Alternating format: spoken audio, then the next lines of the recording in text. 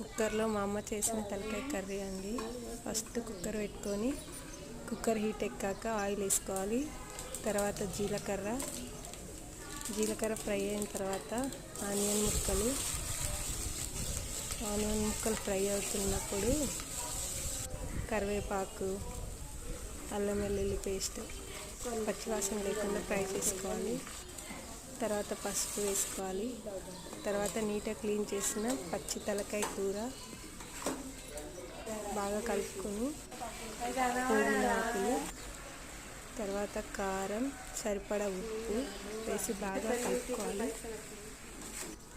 తర్వాత చింతపండు గుజ్జు వాటర్, కూర ఉడకడానికి సరిపడా వాటర్, గుజ్జు కొంచెం వేసుకొని కలుపుకొని ధనియాల పౌడర్, గరం మసాలా వేసి కుక్కర్ మూత పెట్టుకోవాలి.